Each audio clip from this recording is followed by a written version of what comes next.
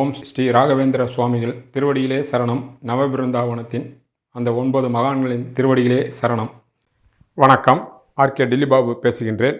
உலகத் தமிழர் அனைவருக்கும் நீங்கள் அளித்து வருகின்ற மகத்தான ஆதரவுக்கும் அன்புக்கும் மிக்க நன்றி. இன்று நாம் பார்க்க இருப்பது ஏப்ரல் மாத பலன்களை பற்றி பார்க்க இருக்கின்றோம். துலாம் ராசிக்கு ஏப்ரல் மாத பலன்களை பார்க்கலாம். உங்களுடைய ராசிநாதன் 7லிருந்து நேரடியாக உங்களுடைய ராசியை பார்க்கின்றார். 9ல் இருக்கக்கூடிய குரு பகவானும் பார்க்கின்றார். ஆக ராசிநாதன் ராசியை பார்ப்பதும் குரு பார்ப்பதும் 1ஆம் வீட்டு பலன் மிக மிக அற்புதமாக இருக்கின்றது. அதனால் உங்களுடைய மதிப்பு, மரியாதை, அந்தஸ்து, கௌரவம், பேர் புகழ், எடுக்கின்ற காரியங்கள் முழு வெற்றி, அதனால் அடையக்கூடிய லாபங்கள் எல்லாம் திருப்திகரமாக இருக்கும்.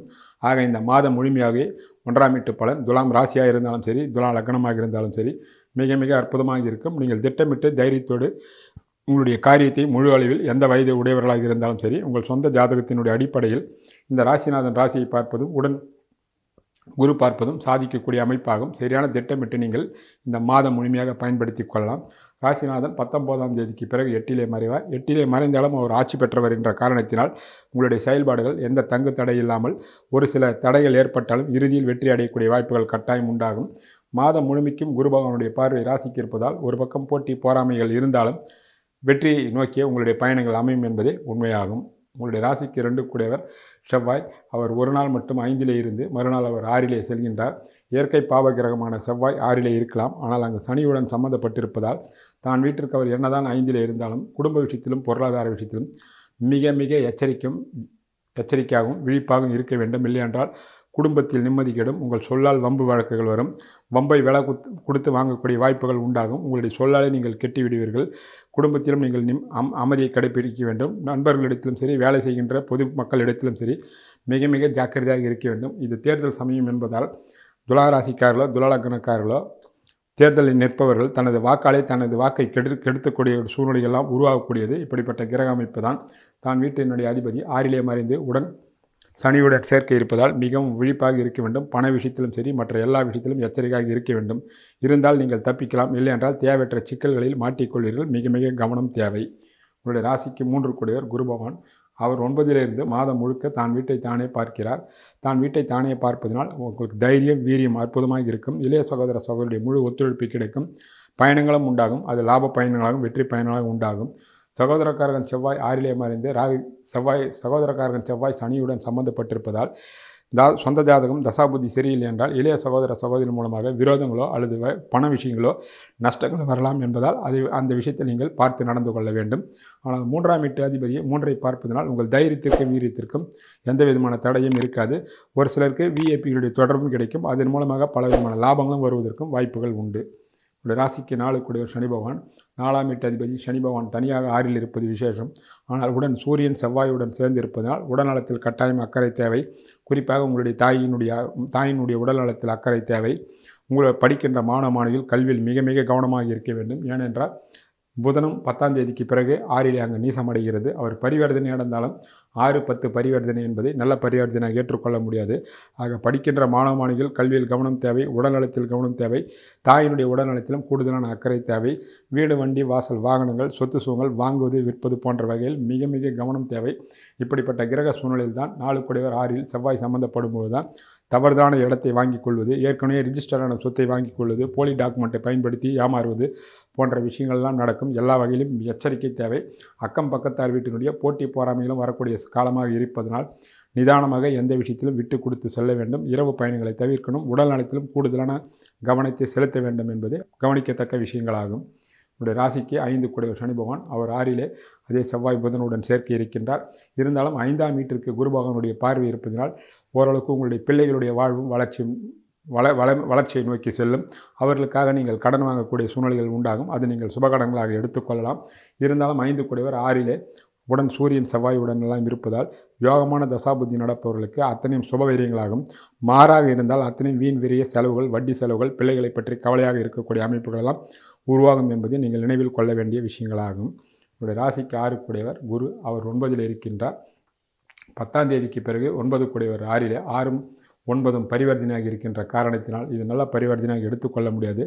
தந்தையாலும் தந்தை உறவுகளாலும் சிக்கல்கள் உருவாகும். 6லே இருப்பதினால் 7ஆம் வீட்டிற்கு 12லே இருப்பதினால் கணவன் வகையிலையோ மனைவி வகையிலையோ தேவையற்ற பிரச்சனைகள் வரலாம், பிரிவினைகள் வரலாம். ஒருவர் விட்டு கொடுத்து செல்ல வேண்டும். வெளியூர்களுக்கு வெளிநாடுகளுக்கு சென்றாலும் அங்கே தேவையற்ற வேலையில் சிக்கல்கள்லாம் வரும். ஆனால் கூடும் அளவுக்கு எல்லா விஷயத்திலும் நீங்கள் ஜாக்கிரதையாக இருக்க வேண்டும். 6லே சனி இருப்பதனால் போட்டி, பொறாமை, கடன்கள், எதிரிகள் போன்ற விஷயங்கள் உங்கள் கட்டுப்பாட்டுக்குள் இருக்கும். இருந்தாலும் 6லே இருப்பதனால் தேவையற்ற விமர்சனங்களும் சங்கடங்களும் வரும் என்பதும் நீங்கள் நினைவில் கொண்டு அதற்கேற்றவர்கள் நிதானித்து செயல்பட வேண்டும். ஒவ்வொரு விஷயத்தையும் உங்களுடைய ராசிக்கு 7 குடைவர் செவ்வாய். அவர் ஒரு நாள் மட்டும் 5லே இருந்து மறுநாள் அவர் 6லே இருக்கின்றார். நல்ல வேளையாக 7லே உங்கள் ராசிநாதன் அதுவும் சுக்கிரனாக இருப்பதினால் கணவன் மனைவிகள் ஒற்றுமை மேலோங்கும். அவர் 12லே இருந்தாலும் செவ்வாய் 12லே இருந்தாலும் சனியுடன் சம்பந்தப்பட்டாலும் 7ஆம் வீட்டிலே ராசிநாதன் இருப்பதினால் அவர் ராசியை பார்த்து குருவும் பார்ப்பதினால் கணவன் மனைவிக்குள் ஒற்றுமை மேலோங்கும். திருமணமாக இருப்பவர்களுக்கு முயற்சி செய்தால் சற்று கடினப்பட்டு முயற்சிகள் வெற்றியடையும். இருந்தாலும் நல்ல ஆணையோ பெண்ணையோ நீங்கள் தேர்வு செய்யும்போது மிக மிக எச்சரிக்கையாக இருக்க வேண்டும். 7ஆம் வீட்டு அதிபதி 6லே மறைந்து சனி செவ்வாய் சம்பந்தப்படுவதனால் தவறுதலான மனிதர்களை நீங்கள் தேர்வு செய்வதற்கு வாய்ப்புகள் உள்ளதால் மிக மிக எச்சரிக்கை. இளைஞர்களும் சரி இளம் பெண்களும் சரி பழக்க வழக்கங்களில் தவறுதலான மனிதரிடத்தில் பழக்கம் செய்து கொள்ளவும். தவறுதலான பழக்க வழக்கங்களுக்கு ஆளாகக்கூடிய சந்தர்ப்பங்கள்லாம் இப்படிப்பட்ட கிரக கோச்சார பலன் தான் நடக்கும். மிக மிக எச்சரிக்கையாக இருக்க வேண்டியது மிக மிக அவசியம் என்பது தெளிவு. என்னுடைய ராசிக்கு 8 குடையவர் சுக்கிரன். அவர் ஆரம்பத்தில் 7 பிறகும் அவர் 8லே இருந்து 2ஆம் வீட்டை பார்க்கிறார். அவர் 8ஆம் வீட்டு அதிபதியாக இருந்து 2ஆம் வீட்டை அதுவும் சுக்கிரனாக இருந்து பார்ப்பதினால் எதிர்பாராத அதிர்ஷ்டமும் தனப்பிராப்தியும் பலருக்கு வருவதற்கு வாய்ப்புகள் உள்ளது. அவரே ராசிநாதன் என்பதால் 8ஆம் வீட்டு கெடுபலன் பெரிய அளவில் உங்களை பாதிக்காது என்பது ஆறுதலான விஷயம். உங்களுடைய ராசிக்கு 9 குடையவர் புதன். அவர் ஆரம்பத்தில் 5லே இருக்கின்றார். 9ல் இருக்கக்கூடிய குரு பகவானுடைய பார்வை செய்கிறார். பிதற்காரகன் சூரியனும் 7லே உச்சமடைகின்றார். அதனால் 9ஆம் வீட்டு பலன் மிக மிக அற்புதமாக இருக்கிறது. 10ஆம் தேதி வரை தந்தையாலும் தந்தை உருளாலும் பலவிதமான நன்மைகள் தெய்வ கடாட்சத்தின் மூலமாக புனித நதிகளுக்கு சென்று நீராடக்கூடிய பாக்கியம், புனித ஸ்தலங்களுக்கு சென்று தெய்வ தரிசனம் பண்ணக்கூடிய வாய்ப்புகளெல்லாம் எல்லா மதத்திற்கும் அவரவர்கள் இஷ்ட தெய்வத்தை சென்று வணங்கக்கூடிய வாய்ப்புகள் கட்டாயம் உண்டாகும். முஸ்லீம் கிறிஸ்டின்களுக்கு உட்பட அவர்கள் இஷ்ட தெய்வங்களுக்கு அந்த தேவாலயங்களுக்கோ மசூதிக்கு சென்று வழிபடக்கூடிய வாய்ப்புகள், இந்துக்கள் புனித ஸ்தலங்களுக்கு செல்லக்கூடிய வாய்ப்புகளும் கட்டாயம் உண்டாகும். காரணம் 9ஆம் வீட்டு அதிபதியான புதனை 9ல் இருக்கக்கூடிய குரு பகவான் பார்வை செய்வது, அதுவும் 14ஆம் தேதிக்கு பிறகு தந்தையாலும் தந்தை ஊர்களாலும் பலவிதமான நன்மைகளும் யோகங்களும் சொத்து சுகங்களும் வருவதற்கு வாய்ப்புகள் உள்ளது.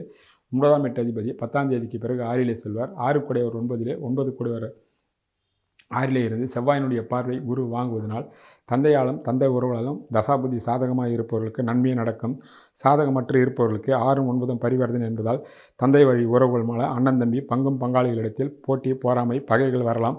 மிகவும் ஜாக்கிரதையாக விட்டு கொடுத்து செல்ல வேண்டும். இல்லையென்றால் அந்த பகைகள் பெரிதாக போகலாம். இப்படிப்பட்ட காலகட்டங்களில் உங்கள் குலதெய்வத்தை சென்று நீங்கள் வழிபாடு செய்தால் பெரிய பிரச்சனைகள் இருக்காது என்பதே அனுபவபூர்வமான உண்மையாகும். ராசிக்கு 10 குடையவர் சந்திரன். அவர் 4 கிரகம். 10 வைத்து பார்க்கும்பொழுது தொழில் மிக மிக அற்புதமாக இருக்கும். அதுக்கு முக்கியமான காரணம் 10ஆம் வீட்டிற்கு தர்ம கர்ம அதியோகம் கிடைப்பதும் 10க்கு 9லே மற்ற கிரகங்கள் இருப்பதும் அடிப்படை காரணமாகும். சந்திரன் 4 கிரகம். அவர் சுக்கிரன் செவ்வாய் குரு சம்பந்தப்படும் பொழுது தொழில்துறையில் இருப்பவர்களுக்கு வளர்ச்சியை நோக்கி செல்லும். சனி ராகு கேது சம்பந்தப்படும் போது அந்த காலகட்டங்களில் மிகவும் விழிப்புணர்ச்சியோடு இருக்க வேண்டும். பணியில் இருப்பவர்களுக்கும் மிக ஜாக்கிரதையாக இருக்க வேண்டும். மற்றபடியாக 10ஐ வைத்து பார்க்கும்போது சாதகமான மாற்றமே உண்டாகும். பலருக்கு இடமாற்றங்களும் பலருக்கு தொழில் மாற்றங்களும் உண்டாகலாம். வெளியூர்களுக்கும் வெளிநாடுகளுக்கு செல்லக்கூடிய வாய்ப்புகளும் பலருக்கு உண்டாகலாம். அதன் மூலமாக லாபங்கள் வருவதற்கு வாய்ப்புகள் கூடுதலாக உள்ளன. இவருடைய ராசிக்கு 11 குடையவர் சூரியன். அவர் ஆரம்பத்தில் 6லும் 14ஆம் தேதிக்கு பிறகு 7லே உச்சமடைந்து உங்களுடைய ராசியை பார்ப்பார். 11லே கேது பகவான் இருப்பதெல்லாம் எவ்வளவுதான் போட்டி பொறாமைகள் சங்கடங்களாக இருந்தாலும் அதை ஜெயிக்கக்கூடிய வாய்ப்புகளும் வசதிகளும் உண்டாகும். 14ஆம் தேதிக்கு பிறகு அவர் 7லே உச்சமடைந்து உங்களுடைய ராசியை பார்ப்பதினால் எடுத்த காரியங்கள் மிகப்பெரிய வெற்றியும் லாபமும் தனப்பிராப்தியும் உண்டாகும். மூத்த சகோதரிகள் ஒரு விதமான நன்மைகளும் விஐபிகளுடைய தொடர்பும் பிள்ளைகள் வகையிலும் கணவன் மனைவிகளும் ஒரு சில அதிர்ஷ்டங்கள் தழுவிக்கொள்வதற்கு வாய்ப்புகள் கூடுதலாக உள்ளது. அதை நீங்கள் பயன்படுத்தி கொள்ளலாம். ஒரு சிலருக்கு முதல் திருமணம் சரியாக அமையாமல் 2ஆம் திருமணம் வெற்றிகரமான திருமணமாக அமைவதற்கு 11ல் இருக்கக்கூடிய கேதுவும் 11ஆம் வீட்டு அதிபதியும் உங்களுக்கு சாதகமாக இருப்பார்கள். அவர்களும் இந்த காலகட்டத்தை பயன்படுத்தி கொள்ளலாம். ஒரு ராசிக்கு 12 குடையவர் புதன். அவர் ஆரம்பத்தில் 5லும் பிறகு 6லே இருந்து 12ஆம் வீட்டை பார்ப்பதினால் எதிலும் எச்சரிக்கையாக இருக்க வேண்டும். பயணங்களை தவிர்க்க வேண்டும். தேவையற்ற வீண் விரைய செலவுகளை தவிர்க்க வேண்டும். 12ஆம் வீட்டை அத்தனை கிரகங்கள் 6லிருந்து பார்ப்பதனால் ஆகக்கூடிய செலவுகளெல்லாம் தேவையற்ற வீண் விரைய செலவுகளாக இருக்கலாம் என்பதால் மிக மிக சிக்கனமாகவும் இருக்க வேண்டும். பயணங்களிலும் தேவையற்ற பயணங்களை தவிர்த்து விடுவது நல்லது. ஆக உங்களுடைய ராசிநாதனும் குருவும் பார்ப்பது கவசம் போல் இந்த மாதம் உங்களை காப்பாற்றப்படுவீர்கள் என்பதே துலாம் ராசிக்காரர்களுக்கும் துலாலக்னக்காரர்களுக்கும் ஏற்படுகின்ற அற்புதமான நல்ல பலன்களை தரக்கூடிய அமைப்புகளாகும். வணக்கம். இந்த மாதத்திற்குண்டான தெய்வ வழிபாட்டினுடைய வழிமுறைகள். முருகப்பெருமானை வணங்கலாம். முருகர் கோயிலுக்கு அருகாமையில் உள்ள முருகன் கோயிலுக்கு சென்று நெய் தீபம் ஏற்றி வரலாம். ஆஞ்சநேயர் சுவாமியை சனிக்கிழமை தோறும் வணங்கலாம். லட்சுமி நரசிம்மருக்கு நெய் தீபம் ஏற்றி வணங்கலாம். ராம மந்திரத்தை பாராயணம் செய்யலாம். வாய்ப்பு வசதி உள்ளவர்கள் சுந்தரகாண்டத்தை படிக்கலாம். இது வெளிநாட்டில் உள்ள தமிழர்களும் இந்த தெய்வ படத்தையும் வைத்து வணங்கலாம். சுந்தரகாண்டத்தை பாராயணம் அங்கிருந்தே நீங்கள் செய்யலாம். ராம மந்திரத்தை ஜபிக்கலாம். இதெல்லாம் மிக மிக அற்புதமான பலன்களை தரக்கூடிய அமைப்புகளாகும். குறிப்பாக சனி செவ்வாய் சேர்க்கைக்காக முருகரையும் ஆஞ்சநேயரையும் வணங்குவது விசேஷமான பலன்களை தரும். பலவிதமான சங்கடங்களிலிருந்து நம்மை மீட்டெடுக்கக்கூடிய அற்புதமான தெய்வ வழிபாட்டு முறையாகும். நன்றி, வணக்கம்.